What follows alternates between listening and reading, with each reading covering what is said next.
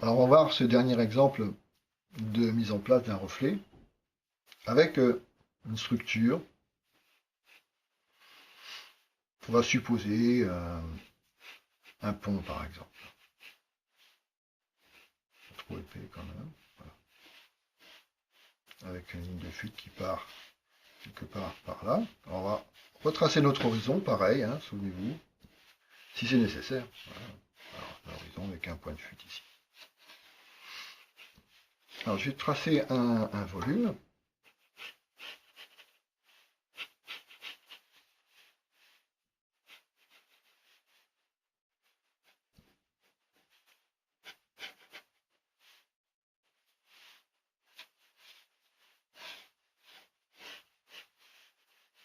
Voilà, vous vous souvenez comment on a tracé nos volumes, hein, toujours avec des points de fuite.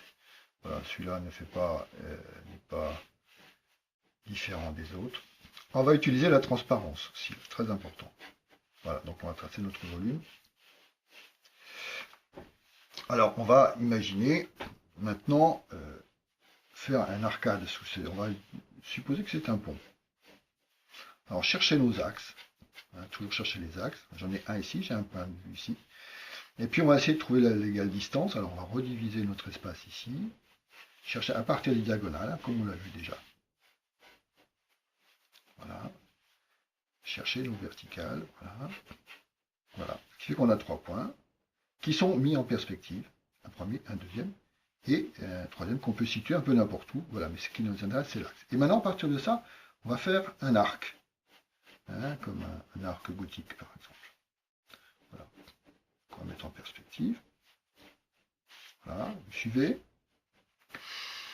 Ensuite, pour trouver l'épaisseur de ce pont-là, eh bien, on va mettre en perspective, comme on a ces deux lignes-là, ces quatre lignes-là, pardon, on va trouver la même épaisseur ici, voilà, qu'on retrouve derrière, voilà, sur cette ligne-là, et puis notre arc qui arrive, fini comme ça. Voilà. Alors en transparence, on a quelque chose comme ça. Si on voulait continuer, on aurait quelque chose comme ça. Voilà. Hein. Voilà, on a vu tout à l'heure que pour ce qui est de la mise en reflet, c'est l'exacte distance de ce qu'il y a en dessous. Alors on peut partir de ce principe-là, qui est toujours le même, qui n'a pas changé. On va prendre la distance de la hauteur de ce pont. Voilà, ici. Voilà. On va lui tracer sa verticale, rejoindre au point de fuite. C'est approximatif. Hein. Voilà. Tracer les distances ici. Hein. Tout ça se correspond. Voilà. Ici aussi, hein, ça va vers un autre point de fuite. Voilà. Descendre notre distance là aussi. Alors tout ça, les points de fuite, il faut les visualiser dans l'espace. Hein. On ne peut pas tout réaliser techniquement. On peut le faire hein, mathématiquement, mais c'est pas le propos. Hein. Ça devient un peu compliqué. Ouais. Voilà, alors toujours dans la transparence. Projeter notre distance ici, qui est la même hein, que là. Voilà, on va retrouver cette distance ici, on peut la retrouver ici avec notre verticale. Notre arc qui va arriver, ce qui est le reflet de celui-là. En fait, on va tracer. On va voir ce qui se passe. Voilà, et puis le arc ici. J'ai fait la même chose que ce que j'ai fait en haut, mais dans une autre perspective. Voilà. Alors on va garder ces lignes-là qui nous intéressent. Voilà.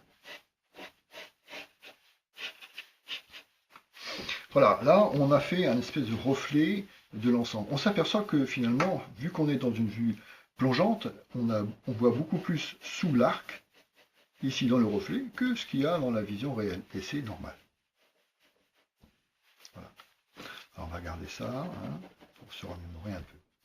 Alors par exemple, si on est sur une rivière, on va pouvoir tracer la berge. Voilà, le pont va jusque là, puis ce qui va nous terminer par exemple notre point de notre ligne de berge. On va poursuivre par là. Maintenant, qu'est-ce qu'on voit ici de cette berge? Mais en fait, pour le savoir, on va garder cette ligne là. Voilà. Quel reflet va s'imposer? Est-ce qu'on voit, est-ce qu'il y a un reflet sur cette berge? Qu'est-ce qu'on voit? Vu la courbe qui se trouve ici. Mais on va projeter le point d'intersection ici, la fin de la berge, hein, la faire descendre sur notre ligne qui correspond à la ligne d'eau, la projeter vers le bas, sur la ligne du bas, et qu'est-ce qui reste? On s'aperçoit qu'il n'y a plus rien, vu que l'angle est trop long. Alors, pour qu'on voit quelque chose, on pourrait faire autrement. On va rapprocher notre ligne comme ça. Cette fois, on va faire la même chose. Et vous voyez ce qui se passe. Voilà, quand on a cette ligne-là, on en voit un peu.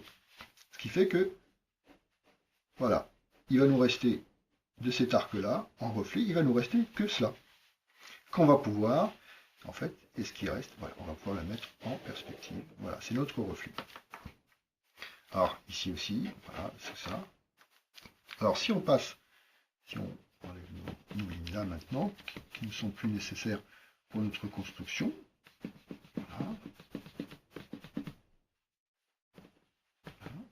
On va regarder les deux autres, parce que quand même, on va s'intéresser. Alors maintenant, supposons que l'on a un arbre qui se trouve ici.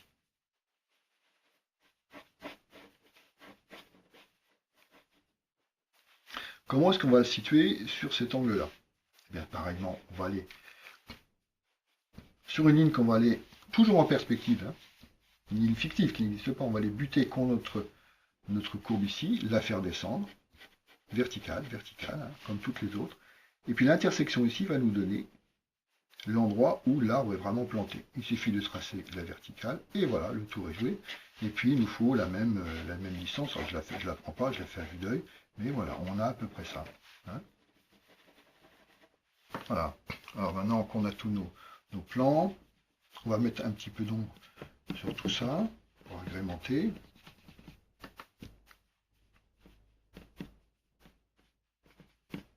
Voilà. C'est nos lignes de perspective qui n'ont plus de d'être. Ça peut être un chemin qui continue là par contre, hein, ça c'est sûr. Voilà.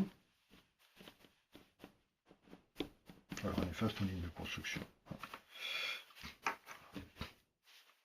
Alors maintenant on va mettre un petit peu d'ombre sur tout ça. Voilà, on efface ça aussi pour qu'on démarre à 0.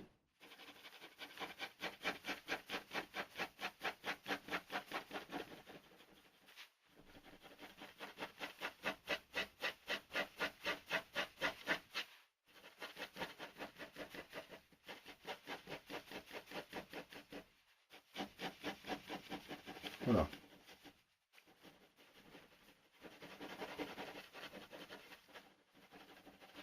Alors, sous le reflet, on a vu ça, l'histoire des ombres et des porches, hein, et des ouvertures de fenêtres. Notre reflet, l'eau va refléter de la lumière qui va venir frapper l'intérieur de l'arc, et en haut, ce sera très souvent, ce sera beaucoup plus clair ici, dans cette partie-là, que dans cette partie-là. Alors c'est pareil pour l'ombre ici, l'ombre va se refléter, et on va avoir forcément une partie plus claire en bas. On va faire un peu, monter un petit peu la valeur de tout ça, pour être... Voilà. Alors, on a une ombre ici qui vient aussi, une ombre portée. Voilà. Vers là, et puis on peut imaginer une ombre comme ça. Voilà. L'ombre portée va venir s'articuler ici aussi. Si on a une ombre qui se fait comme ça ici, eh bien elle va être également symétrique par rapport à ça. On va la retrouver quelque part par là. Alors maintenant, il nous reste bien sûr à mettre un peu de vie dans tout ça.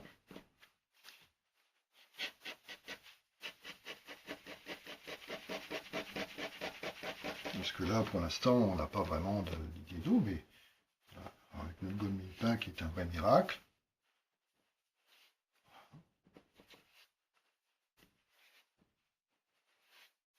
Voilà. Et puis, bien sûr, il faut donner de la vie après à toutes ces choses-là. Faire bouger un peu le reflet. Voilà. Hésiter à faire un peu plus foncé.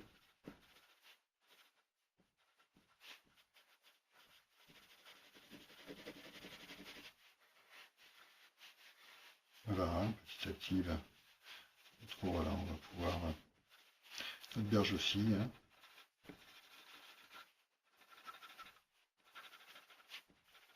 Voilà. Voilà, et puis on en a rapidement, on a un reflet mis en perspective.